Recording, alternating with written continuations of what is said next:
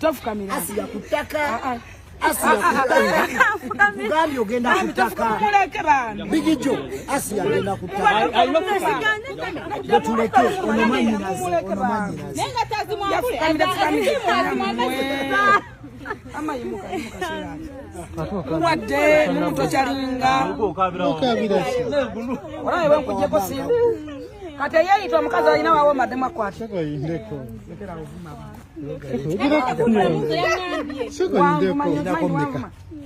novuma abaana bange ziwandi kumina y'abaana barakonga nvuma abapala ebe twabimaze naye nsaba ba tiktokers ne bana Uganda ne president wa ba tiktokers mbasaba ekintu kimu don Asiyah yagwamu essuubi mubimanyi omuntu ali akutte ku ssente okeera ku makya osobola okufumintiriza omuntu abadde akolera e Saudi Arabia ng'alina ennyumba ye house n'akeera ku makya ng'alya kubuzi we ng'aleera omwana wa pampa n'akeera n'akomawo n'aleera omwana w'ebikookoma mwenna mumanyi wekifaanana ojjukira ebbanga ne mbadde nkuyitako ng'obeera mu mmotoka wali ng'oleze omwana naye nga bananyini mwana bali muli eri munda mu kulya bano nsaagala kuwayiriza muntu nze nagana kukwata bifaananyi kuba nze sikwata siriwo byene ebyokola bisamba biki ne TikTok ne TikTok yalina mu orange ono wali mu orange oyo motoka yamu ng'oleze omwana naye nga bakwatidde omwana bali mu kulya nga ye ali awo kati kyensaba njagala oyogere mazima eri abantu nkusaba ebintu ebi sikugana bino byokweyisamu eggaali obutonotono bukusekaseka makujjako stress n'okunyiga kyabuntu ekyokunyiga kyabuntu omuntu anyiga naye toyingira nnyo muntu abantu si balungi abamu networking yo ojja gitta social capital yo ffe tuliwo ku lw'abantu ffe tetulina bazadde social capital kati ondaba essaawa ya leero social capital wange neŋŋama nkutweke ow'omuntu akuwa omulimu asobola okukuwa recommendation yange naye sisobola lwaki bakola bangomba bujo batola tuyomba bakola bagoto kyusaamu gotopowa tozikiza mukama wabaya ku bless ekyokubeera serebu baserebu bangi nnyo ne balokijaya nti bali baserebu toli kwa nyina lokijaya nti soko kyambulo kiteeke wali nsaba abantu abali ku mikutu bana abalaba bigijo wuyo wali chairman wamwe abaho Franka simwaga naye muvubuka mulungi awuliriza naye bakusonderayo milioni 3 oba 2 emirisimisi mukyala kwali mu manya yamba abantu ne wafuna bu milioni 5 ne wafuna woteka buno bukava bwa busimu tonyoma mulimu teri mulimu mubinga kukuwa sente wasobola obadde olera omwana w'ebikookoma obadde olera omwana n'oyoza engoye ze bafuka mu direct nga tewali pampa Nibamala ne bannangira n'emmere nibakulangira engoye bwenjogeyo no talina lugoye na lumu alinga bwali engoye baziwamba bazikwata okuba banzija mukomera webale nnyo kitegeeza baali bamubanja talina lugoye era mbasaba bali okwo asobola okuwala don asa kyomwa mu byonna ffena tutambulira mu kusobogana ensobi zikola abantu ne zigonjolwa abantu akasoba teyazaalibwa ekyokunyiga kyabuntu soko teka obusungu ebbali bannange teri kigula bulamu bw'abanga muganda affe akyali mulamu osobola omuteerako koyina ow'ebiri ow'ekkumi owasatu owakakadde ow'obubiri obw'emeka kuba n'engoye tayina mulwadde olutono mululaba ne wale ekintu kisaanuuka yeeyogerere gye baamutwala gye baamusokoolera bwe naayogera mujjaga afulufiga ayogera nnyo baamugjamu olubuto lwe nga tayagala kutta muntu eyo mada case eyo mada case mwe mugimanyi bulungi nnyo ne muwawala oyo abano kati ono omuwala ono asobola okufa n'abantu esaayo tugenda mu ddwaliro era Franka simanyi waali talina wadde 10 kubanga mwana mwabirayi mubaddewo mulayi sente zenkozesezza ziri mu milioni 1.7 buli kintu madde mu kiraba ye talinaako wadde akasanvu kuba talina mukimanyi talina mulimu donesa tayagala basajja mbu abagala mbu abanyumirwa nnyo bawomerwa anoonya embeera oli agana mugamba ebigambo nalowooza bwono ali desperate bwe bakyogera oba njogera kifu ali desperate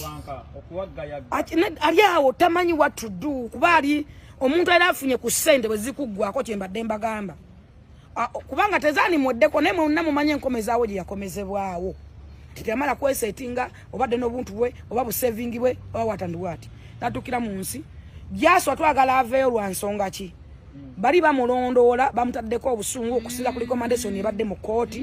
okusinzira bwe bakyusiza ekipapa ne bagamba bamusibe emyezi emeka abadde alina okudda nga 25 omwezi ogwokumeka ekipapula kyabaddeko byeyogerere ekipapula kyabaddeko ennaku z'omwezi 25 August n'ekirala siri safe kubanga ku location yange yes yasulawo wiki mmeka atera kubeerayo obudde obw'ekiro kyesimanye era omulundi gumu yajja n'agwawo ko ambush paka sawa 9 ogw'ekiro nali mu nnyumba naye asikaali wange n'amugamba nti taliiwo naye naliwo era nampeereza messages ntiisatiisa ebbanga lye yamala ewange yawamba engoye zange ez'ebbeeyi zonna ng'omuntu bw'asobola okutuuka mu nju yo n'alonda buli lugoye lw'amanyi nti lwa bbeeyi n'alutwala so twewala okusisinkana abantu lwa social media abantu bangi nnyo ku social media beefuula kye batali naye nga mu bulamu obwa bulijjo bantu bazibu nnyo okusinga bw'okirowooza tabeerangako na musajja tabeerangako na musajja sirabanga ku bbaawe ne gwagamba nti nalya nanze wada no mwami wange ankubira waloka uddeko nga mutambula nti omwami wange akubye tugendeka talina musajja motive ne speaker be Kampala mbuzo abatalina musajja walya wetunga ku basajja walya wetungako sikyo kubanga n'omusajja amukubisa kerere nze yamunconnectingako nangamba mukwano gwange okitegeera ate bye yamuyira mu motoka anti gayi nankwana omusajja yakoze audio n'agamba nti nga sinayogera byakulira mu motoka anti nze we yantwala wa gayi nali simanyi nti gayi exiwe kati nze weyambuza mu motoka weyambuze yefunyatye motoka eyo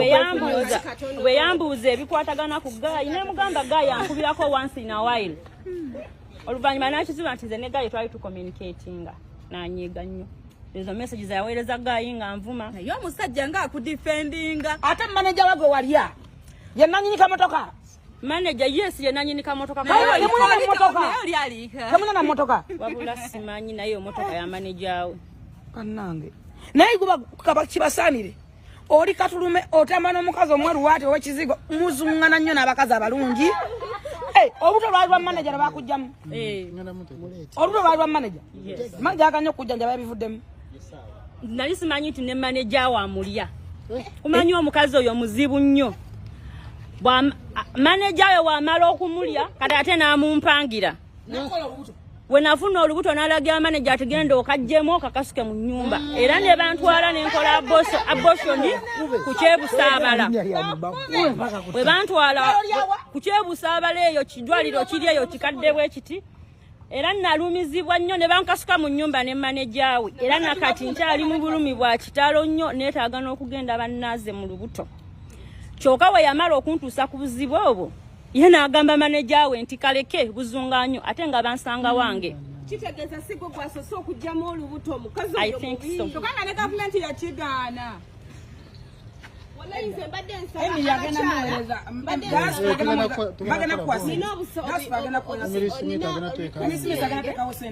njagala ono asome namba njagala muwe ssente kati kimukawumbi aliwa president wa TikTok